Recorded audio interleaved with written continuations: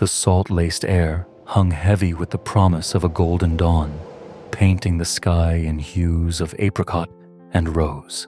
On a secluded stretch of beach, where whispering dunes met the turquoise embrace of the ocean, lived a colony of Sanderlings. These tiny shorebirds, with their nimble legs and darting movements, were the ballet dancers of the sands, forever chasing the retreating waves. Among them was Pip, a young Sanderling, known for his insatiable curiosity and a heart perhaps a little too bold for his size. Further inland, nestled amongst the gnarled roots of an ancient cypress, resided a family of field mice. They were creatures of shadows and rustling leaves, their world a tapestry of earthy scents and hushed scurries. Rosie, a young field mouse with fur the color of warm honey and eyes like polished acorns, was a dreamer. She often found herself at the edge of the forest, gazing at the vast, shimmering expanse of the sea, a world so different from her own. One morning, Pip was engaged in his favorite pastime, a frantic chase with the receding tide. He darted and weaved, his tiny legs a blur, pecking at the minuscule treasures left behind by the ocean. He was so engrossed in his hunt for brine shrimp that he strayed further down the beach than usual, beyond the familiar landmarks of weathered driftwood and smooth gray stones. Rosie, drawn by an unfamiliar scent of salty air, had also ventured closer to the beach than her mother usually allowed.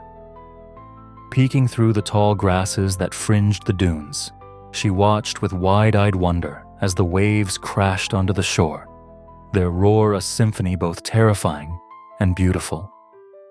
She saw Pip, a tiny speck of gray and white against the vast canvas of sand, moving with incredible speed and purpose. Suddenly, the idyllic morning took a sinister turn. A shadow, vast and dark, fell across the sand. A large, predatory seagull, its eyes like chips of obsidian, swooped down from the sky, its piercing cry ripping through the air. Pip, so intent on his foraging, was caught completely unaware. He was small, barely more than a mouthful for the hungry bird. The seagull descended with terrifying speed, its sharp talons outstretched. Pip, startled by the sudden shadow, looked up just as the bird was upon him. Panic seized him. His wings, still young and inexperienced, fluttered uselessly.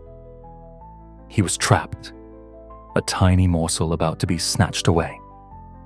From her hidden vantage point in the grasses, Rosie witnessed the terrifying scene unfold. A surge of adrenaline, unexpected and fierce, coursed through her small body. She was a creature of the earth, a being of quiet corners and hushed movements.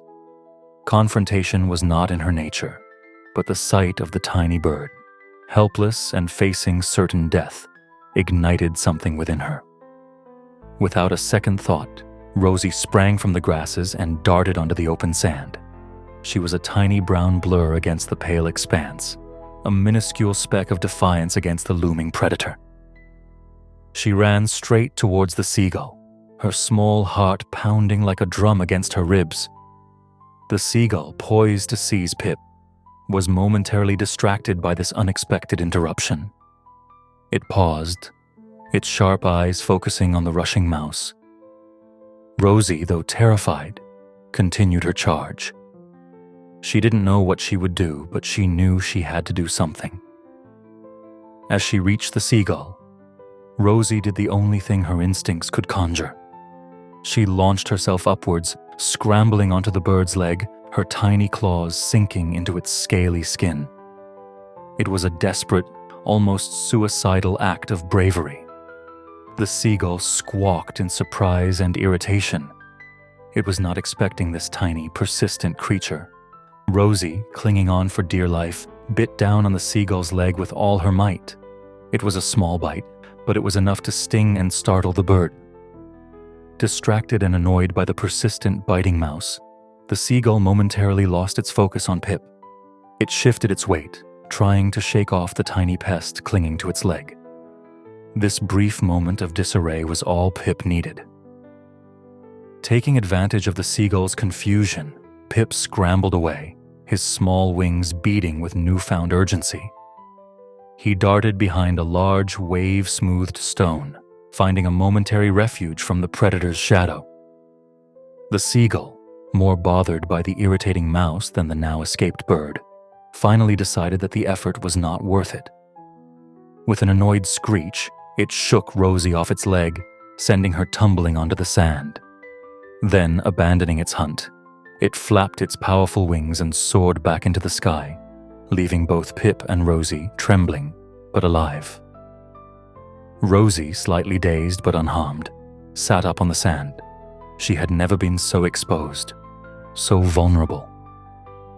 She looked towards where the seagull had been, then towards the stone where Pip had disappeared. Moments later, Pip cautiously emerged from behind the stone, his small eyes wide with gratitude and wonder. He chirped softly, then hopped towards Rosie, his little head tilted in curiosity. Rosie, equally amazed and relieved, looked back at the tiny bird. For a moment, they simply stared at each other, two unlikely heroes bound by a shared experience. Pip, realizing the tiny mouse had intentionally intervened on his behalf, chirped again, louder and more gratefully this time. He nudged Rosie's nose with his beak, a gesture of profound thanks in the language of Sanderlings. Rosie, understanding the sentiment, nudged back with her nose. It was a silent acknowledgement of courage, a bridge built between two worlds, a tiny mouse and a tiny bird, united by an unexpected act of interspecies bravery. From that day on, though their worlds remained distinct, a quiet understanding and respect bloomed between the field mouse and the Sanderling, a testament to the beautiful, unexpected kindness that can blossom even in the face of fear, and the courage that can be found in the smallest of hearts. The beach, washed clean by the tide, shimmered once more in the golden light, a silent witness to a rescue born not of strength or power, but of pure, selfless compassion.